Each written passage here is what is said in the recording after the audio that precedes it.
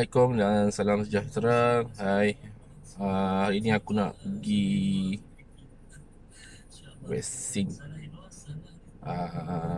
Seminggu sebelum ni aku dapat appointment. Tepat-tepatnya hari Selasa minggu lepas lah. Selasa minggu lepas, berapa belas hari bulan ni? 13 hari Selasa lepas lah. Hari ni 18 hari bulan. So uh, lebih kurang 13 hari bulan aku dapat appointment. So appointment ni dekat MBPJ. Nak dibuat ceritanya macam tu lah. Sebab kat MySejahtera, masa register dulu sebelum pindah ke Sebab Benam, register alamat Shah Alam kat Subang Perdana. Tapi bila tunggu, dah tukar beberapa kali postcode Sebab Benam. Tunggu, last sekali dapat. Alhamdulillah sebab dah dapat. Cuma lokasinya dekat MBPJ, Dewan MBPJ, jalan Yong Sok Ling. So nak tak nak mesti kena pergi juga. Sebabnya kalau tak pergi mungkin nak tukar lagi tu akan makan masa lagi. Kita nak kerja, nak apa kan. Jadi itulah cabaran. Dan daripada Sabak Benam ni nak pergi ke sana lebih kurang 104 km kalau ikut maps lah. Jadi kalau daripada Subang Perdana dekat je, mungkin 20 km something je. Tapi nak dibuatkan cerita, hari ni aku terpaksa drive sana dan drive balik ke sini balik. Jadi macam tu lah. Okay, apa-apa pun sediaan telah dibuat. Sekarang waktu pukul 2.30. Appointment pukul 9. Tengok kalau kita sampai awal apa jadi. Dapat buat ke tak dapat buat. Alright guys, kita drive dulu. Saya drive dulu. Assalamualaikum.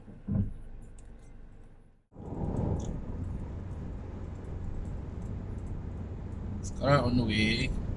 Masih daripada Sabak Benam. Nak pergi ke Shah Alam ni, aku rasa ada roadblock lah. Sebab selalu hari kerja pun memang akan ada roadblock. Lebih kurang satu atau dua tempat. Dan itulah jalan mana yang kita ambil. Tapi anggaran untuk sampai ke sana dalam masa 2 jam. So sekarang pukul 2.30, mungkin dalam 3.30, 4.30 akan sampai. Kalau nak pergi ke sana mungkin aku expect dalam pukul 5 lah. 5 akan sampai ke Dewan MPJ. Lagi cepat, lagi baik. Untuk persediaan di roadblock ni, memanglah kita akan paksa tunjuk. Sebab sekarang surat bekerja tak ada. Office aku kat Shah Alam.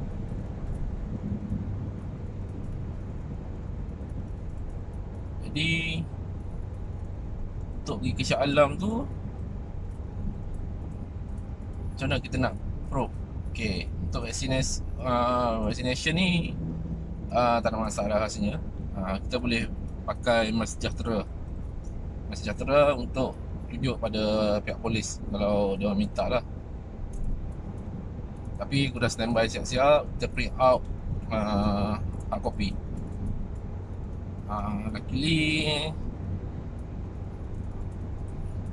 aku tak print screen, tapi aku masuk dekat laman web yang government punya vaccination program tu kan. Kita masuk kat sana, kita just key in. Sebab kita dah ada appointment, so kita just key in. Dia akan keluar kat sana status appointment kita. Then korang boleh print screen daripada sana. Tak tahu, kau just print out daripada sana. Jadi tak susah lah, keluar cantik elok .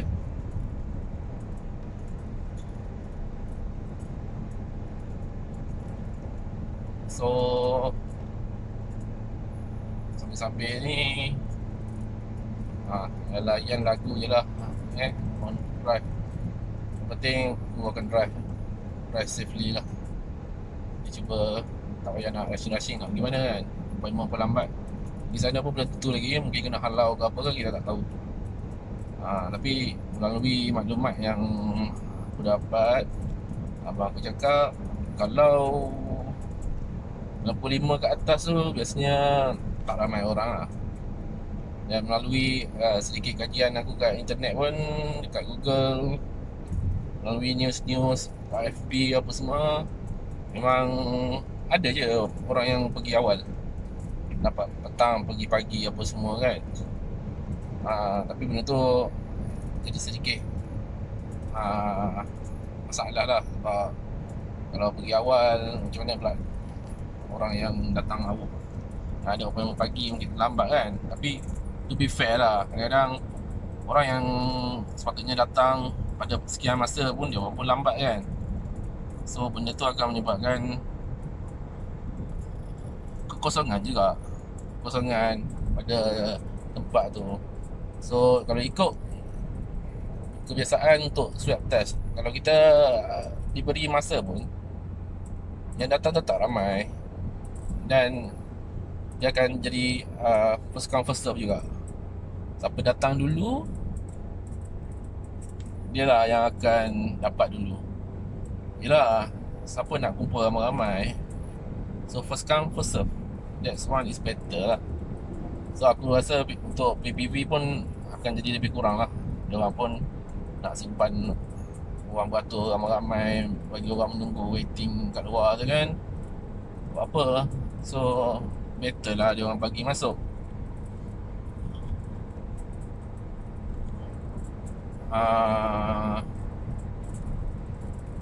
Tu berkenaan vaksin. Aku on the way ni. Sekarang Sungai Besar pun belum sampai lagi. Alah, hai. Berkenaan perasaan. Rasa apa? Tak rasa apa-apa pun. Bila tengok member-member kat office pun semua, bukan semua lah, hampir separuh, lebih separuh pun dah kena cucuk. Tak ada apa pun kadang-kadang. Adalah sikit-sikit, lengur-lengur sikit tu biasalah. So senang cerita macam ni, kita cucuk vaksin pun kita tak payah nak apa orang cakap, nak tunjuk ataupun nak keji orang yang tak cucuk. Tak payah. Kita dapat giliran kita cucuk. Sebab yelah, kadang-kadang kita tahu macam AstraZeneca tu kan, orang cakap ada blood clot, pembekuan darah. So yang macam tu, yelah dulu-dulu berlaku kat Eropah banyak lah, kat Australia pun ada berlaku. Benda tu pun walaupun berlaku blood clot tu ataupun pembekuan darah tu, dia tak terlalu ramai, percentage yang sangat sedikit. Tak lagi kita orang Asia ni, sepatutnya tak perlu risau apa-apa lah. Cuma kita kena handle lah kalau ada sedikit kesan selepas daripada cucuk vaksin. Sebab cucuk vaksin ni, kalau kita cucuk dan terbalik tak ada apa-apa, itu kita lebih perlu risau akan keberkesanan vaksin. Tapi kalau kita cucuk dan ada reaction ataupun ada side effect, demam ke pening ke apa ke, itu tandanya memang vaksin tu bertindak balas dengan badan kita. Terbalik pula, badan kita bertindak balas dengan vaksin yang masuk. Vaksin tu dikira inactivated virus yang tak aktif. Kalau masuk dalam badan kita, sistem pertahanan badan kita akan kenal vaksin tersebut. So mereka tahu cara-cara untuk bertindak balas. So bila virus yang aktif masuk, so dia dah ada satu sistem pertahanan terhadap virus tersebut. Dia sama je macam demam sesama dulu kan. Kalau kita kalau kita baca sejarah lah, yang dekat Amerika Latin. Bukan Amerika Latin lah, dekat Amerika. Sebelum orang Europe pergi jajah kat sana, orang native kat sana adalah orang Indian lah. Orang Indian. Bukan orang Indian, Red Indian. Muka-muka macam Mexico sikit. So orang India ni dia tak pernah kena penyakit flu. Tapi apabila orang Europe datang menjajah diorang, kat situlah tersebarnya virus flu tersebut, menyebabkan berlaku macam sekarang. Situasi dia macam sekarang. Berlakunya kematian besar-besaran disebabkan demam sesama tadi. Padahal sesama je, macam kita sesama biasa lah. Padahal sesama biasa je, tapi berlakunya kematian sebab dia orang tak ada pertahanan. So jual vaksin ni pun sama. Kita nak vaksin badan kita untuk apa? Untuk pastikan badan kita kenal virus tersebut dan tahu macam mana nak bertindak balas dengan virus tersebut. Dan dalam banyak-banyak vaksin yang sampai ke Malaysia ni, paling banyak lah Pfizer lah. Pfizer tak silap yang sampai dalam 14 juta. Tapi secara berperingkat. Sebab tu dalam bulan Julai ni kita tahu ramai orang yang dapat appointment, termasuk aku sendiri, dapat appointment untuk vaksin. Dan Sinovac untuk negeri Kelantan dijangka sudah tidak dibekalkan lagi. Cuma mereka yang telah mengambil dos yang pertama perlukan complete dia punya dos yang kedua lah. So yang tu sajalah yang dihantar. So selepas tu hanyalah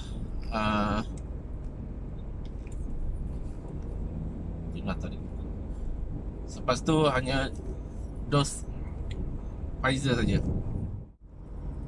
So siapa-siapa yang terima vaksin pada bulan 7 ni, kemungkinan besar 90% korang akan dapat Pfizer.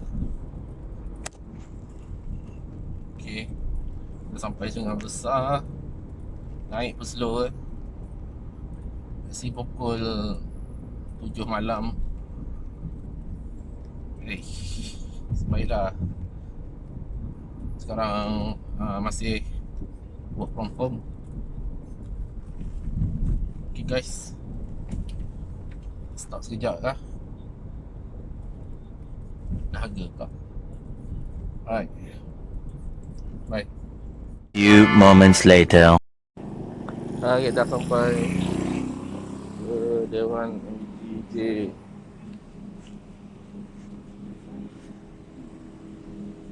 Two very boring minutes later.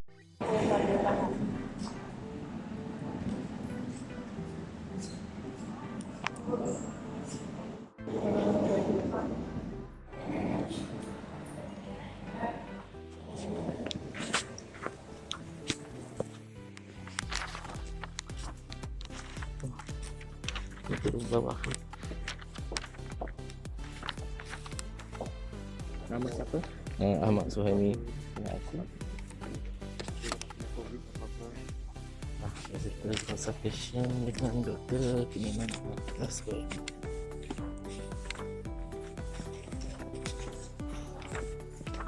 Dah. Sorry.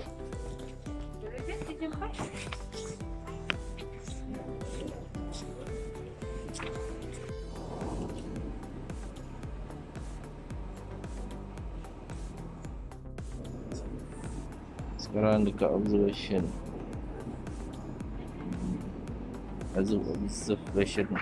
counter.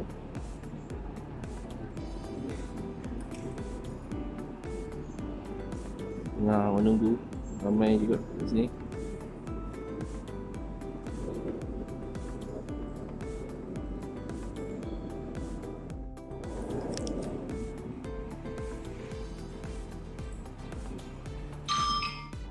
Okay guys, scene dah settle. Ada kaunter 1, 2, 3, 4. Kaunter nombor 4 tu tadi kena cucuk. Tu pergi ke kaunter observation. Lepas kat kaunter observation, suruh tunggu pula 15 minit. Mungkin dia nak observe. Mungkin takut ada apa kesan selepas sini. So dalam 6.20 dah boleh balik. So kalau nak datang awal 2 jam tu tak ada masalah.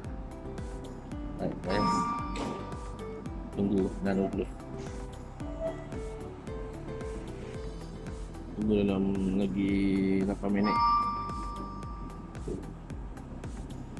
Setelkan.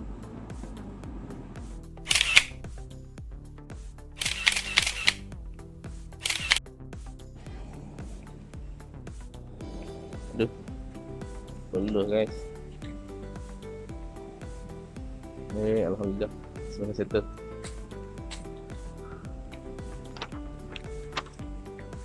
Nak pergi ke parking. Okay, what's up guys? Macam aku cakap, pukul 5 ke atas memang tak ramai orang. Memang aku pergi memang tak ramai orang lah kat PJ. PJ tu tempat yang padat, tapi still tak ramai.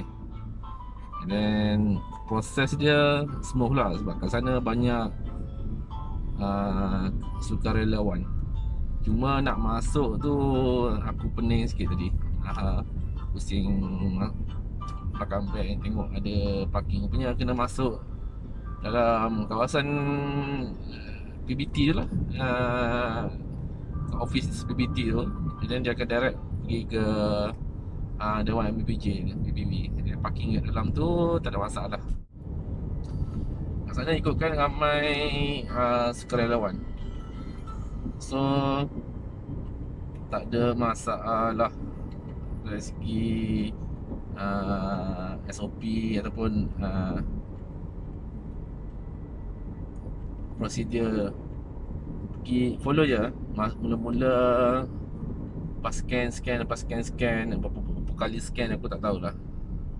Banyak kaunter, hampir setiap kaunter ada 5-6 kaunter kena scan. Pastikan bawa pen, bawa IC, tu benda-benda basic lah. Dan Mas Sejahtera tu kena ada lah, kena update. Sebab kat sana kita akan scan juga yang My Sejahtera tu. Walaupun kat kaunter kena scan. Apa yang ada kat form tu doktor akan tanya balik. Ada alahan ke kat ubat ke, dia pernah ambil vaksin ke, ataupun ada kontak ke dengan mereka yang positif, pernah positif ke. Jadi macam aku tak pernah kena COVID pun, ataupun kita tak tahu. Kita yang golongan 30-an ni masih sihat walafiat, jadi kita tak tahu sama ada kita pernah kena COVID ke tak pernah kena COVID. Tapi semua orang wajib ambil lah COVID-19 punya vaksin ni. Dan cucuk pun sekejap je, tunggu mungkin 5-6 minit, 10 minit. Memang semua pula semua. Kita patut bagi penghargaan lah pada petugas-petugas yang kat sana, doktor-doktor dan MBPJ. Kerana prosesnya berjalan dengan lancar, tak ada masalah. Rasa sakit tak? Aduh, lah biasalah jarum. Jarum cucuk je biasalah, tak alkohol sikit dan cucuk jarum.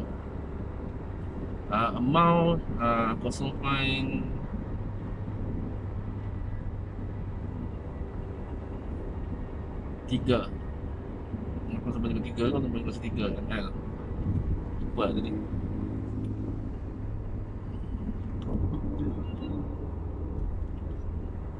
Amount dia korang boleh check sendiri lah. Tapi vaksin yang digunakan adalah jenis Pfizer, Pfizer. Pfizer. So macam aku cakap tadi, kalau korang dapat appointment yang bulan 7 ni, InsyaAllah semua akan guna vaksin Pfizer. 17 juta yang register MySejahtera tu, 14 juta baru dapat vaksin. It's not my mistake lah. Jadi guys, kau jangan risau, sebab kita nak mencapai herd immunity. So kita harap vaksin ni akan, aku tak memberi kesan side effect yang teruk lah. Kita boleh expect side effect dia, tapi aku pun kena cepat ni guys, sebab rasa tangan aku dah mulai lengur dah ni. Dah start lengur. Rasa semua orang akan alami benda yang sama. Bila dah cucuk vaksin, tangan akan lengur hari pertama. Hari kedua dia tak tahu. Selepas dalam masa 24 jam ni apa-apa pun boleh berlaku. Dan ada kat senarai yang dia bagi ni, nanti aku tunjuk nanti macam mana dia bagi tahu kalau vaksin dah cucuk ni, kalau ada simptom-simptom yang dalam table yang warna putih tu, boleh ambil Panadol lah. Aku expect yang tu mungkin demam sesama. Tapi kalau ada yang alahan yang teruk tu, kalau table warna merah, itu kena refer doktor lah. Sebab mungkin kita kira agak serius lah.